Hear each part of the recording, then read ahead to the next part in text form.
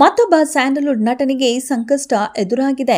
ನಟ ರಕ್ಷಿತ್ ಶೆಟ್ಟಿ ವಿರುದ್ಧ ಎಫ್ಐಆರ್ ದಾಖಲಾಗಿದೆ.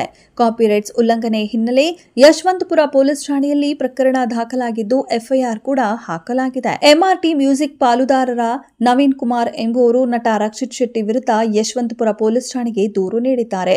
ತನ್ನ ಸಿನಿಮಾದ 2 ಹಾಡುಗಳನ್ನು ಅನುಮತಿ ಇಲ್ಲದೆ ನಟ ರಕ್ಷಿತ್ ಶೆಟ್ಟಿ ತಮ್ಮ ಸಿನಿಮಾಗಳಲ್ಲಿ ಬಳಸಿಕೊಂಡಿದ್ದಾರೆ ಎಂದು ನವೀನ್ ಸತ್ಯ ಆರೋಪಿಸಿದ್ದಾರೆ. ರಕ್ಷಿತ್ ಶೆಟ್ಟಿ ಮಾಲೀಕತ್ವದ ಪರಂವಾಸ್ ಸ್ಟುಡಿಯೋಸ್ ನಿರ್ಮಿಸಿದ್ದ ಬ್ಯಾಚುಲರ್ ಪಾರ್ಟಿ ಸಿನಿಮಾ ಜನವರಿ 26ರಂದು ರಿಲೀಸ್ ಆಗಿತ್ತು. ಈ ಸಿನಿಮಾದಲ್ಲಿ ನ್ಯಾಯ ಎಲ್ಲಿದೆ ಟೈಟಲ್ ಸಾಂಗ್ ಹಾಗೂ ಒಮ್ಮೆ ನಿನ್ನನ್ನ ಕಣ್ಣುತ್ತಾ ನೋಡುವಾಸೆ ಹಾಡುಗಳನ್ನು ರಕ್ಷಿತ್ ಶೆಟ್ಟಿ ಕದ್ದಿದ್ದಾರೆ. ಅನುಮತಿ ಇಲ್ಲದೆ ಸಿನಿಮಾದಲ್ಲಿ ತಮ್ಮ ಹಾಡು ಬಳಸಿದ್ದಾರೆ ಎಂದು ನವೀನ್ ಕುಮಾರ್ ಆರೋಪಿಸಿದ್ದಾರೆ. ಈ ಹಿಂದೆ ನವೀನ್ ಕುಮಾರ್ ಎಂಬುವವರ ಜೊತೆ ಹಾಡುಗಳ ಬಗ್ಗೆ ಮಾತುಕತೆ ನಡೆದಿತ್ತು. ನವೀನ್ ಕುಮಾರ್ ಹಾಡುಗಳ ಕಾಪಿರೈಟ್ ಪಡೆದು ಮಾರಾಟ ಮಾಡುವ ಬಿಸಿನೆಸ್ ಮ್ಯಾನ್ ಆಗಿದ್ರು. ಮಾತುಕತೆ ಆಗದ ಹಿನ್ನೆಲೆಯಲ್ಲಿ ಹಾಡುಗಳ ಖರೀದಿ ವಿಚಾರವನ್ನ ಅಲ್ಲಿಗೆ ಬಿಟ್ಟಿದ್ರಂತೆ.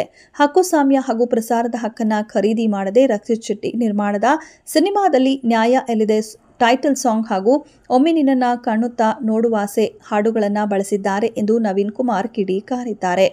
ನಟ ರಕ್ಷಿತ್ ಶೆಟ್ಟಿಗೆ ಹೊಸ ಸಂಕಷ್ಟ ಎದುರಾಗಿದೆ. ನವೀನ್ ಕುಮಾರ್ ಎಂಬುವರು ಈ ಬಗ್ಗೆ ಯಶವಂತಪುರ ಪೊಲೀಸ್ ಠಾಣೆಯಲ್ಲಿ ದೂರು ದಾಖಲಿಸಿದ್ದಾರೆ. ಕಾಪಿರೈಟ್ಸ್ ವಿವಾದ ನಟ ರಕ್ಷಿತ್ ಶೆಟ್ಟಿ ಅವರನ್ನ ಕಾಡ್ತಿದೆ. ಈ ಹಿಂದೆ ಕಿರಿಕ್ ಪಾರ್ಟಿ ಸಿನಿಮಾದಲ್ಲಿ ರವಿಚಂದ್ರನ್ ಸಿನಿಮಾ ಶಾಂತಿ ಕ್ರಾಂತಿ ಹಾಡನ್ನು ಅನುಮತಿ ಪಡೆಯದೆ ಬಳಸಿ ಸಂಕಷ್ಟಕ್ಕೆ ಸಿಲುಕಿದ್ರು. ಇದೀಗ ಬ್ಯಾಚುಲರ್ ಪಾರ್ಟಿ ಸಿನಿಮಾ ವಿಚಾರದಲ್ಲೂ ಕಾಪಿರೈಟ್ಸ್ ಕಂಟಕ ಎದುರಾಗಿದೆ. ಇದೆಷ್ಟು ಈ ಹೊತ್ತಿನ ಸುದ್ದಿ. ಮತ್ತಷ್ಟು ಸುದ್ದಿಗಳಿಗಾಗಿ ನೋಡ್ತಾ ಇರಿ ಸಿರಿ ಟಿವಿ.